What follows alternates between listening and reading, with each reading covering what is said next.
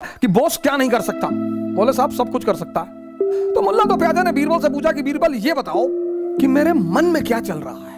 अब ये कौन बता पाएगा कि किसी के मन में क्या चल रहा है। अरे बोले बता दूंगा तो क्या नौकरी दे दोगे। बोले ताजमहल तो जवाहरलाल नेहरू ने बनवाया था कि दुनिया की सारी खूबसूरत औरतों की शादी अकबर से हो जाए।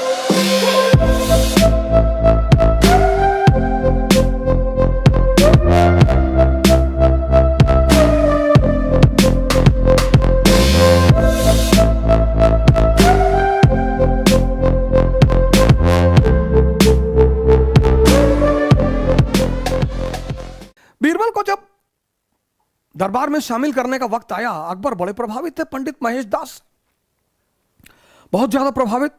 लेकिन बीरबल एक आम परिवार से थे।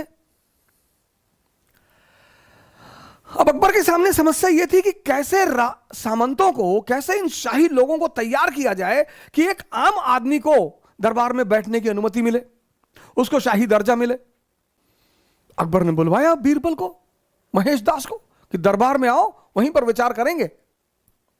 आए महेश दास दरबार में आए तो अकबर ने अपने शाही वर्ग से पूछा, मुल्ला दो प्याजा से पूछा कि मुल्ला जी ये बताइए कि ये महेश दास जी को दरबार में शामिल किया जा सकता है। उन्होंने कहा नहीं सर, ये तो नियम के खिलाफ है सर, एक आम आदमी को दरबार में कैसे जगह दी जा सकती है। अरे बोले कोई रास्ता है।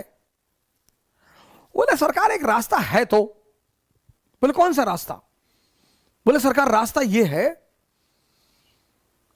कि मैं इनसे सवाल करूंगा, इनकी परीक्षा लूंगा, और अगर इन्होंने हमारे सवालों का जवाब दे दिया तो इनको दरबार में स्थान मिल जाएगा। अकबर पलटे बीरबल की तरफ कि हाँ भाई महेश दास, परीक्षा देने के लिए तैयार हो। हाँ बोले सरकार बिल्कुल तैयार है। तो मुल्ला तो प्याजा ने बीरबल से पूछा कि बीरबल ये बताओ कि मेरे मन में क्या चल रहा है। अब ये कौन बता पाएगा कि किसी के मन में क्या चल रहा है। ऐसे सवाल किए जाते हैं जब किसी को बाहर निकालना होता है किसी चीज से। बीरबल ने कहा सरकार हमको पता है आपके मन में क्या चल रहा है। बोले बताओ क्या चल रहा है। बोले आपके मन में चल रहा है कि अकबर अमर हो जाए, आपके मन में चल रहा है कि अकबर का साम्राज्य पूरी दुनिया में फैल जाए, आपके मन में चल रहा है कि दुनिया की सारी खूबसूरत औरतों की शादी अकबर से हो जाए। अकबर ने पलटकर मुल्ला की तरफ देखा, कहा मुल्ला क्या चल रहा है। बोले सरकार बिल्कुल यही बातें मेरे मन में चल रही हैं। एक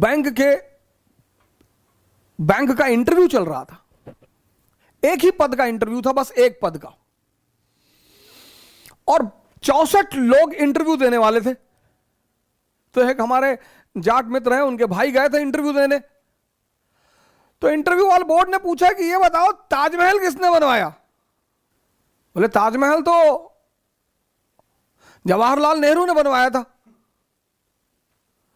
अरे उसने कहा तुम्हारा दिमाग खराब है, ताजमहल जवाहरलाल नेहरू ने बनवाया था, इतना भी नहीं पता तुमको। अरे बोले बता दूं कि शाहजहां ने बनवाया था तो क्या नौकरी दे दोगे।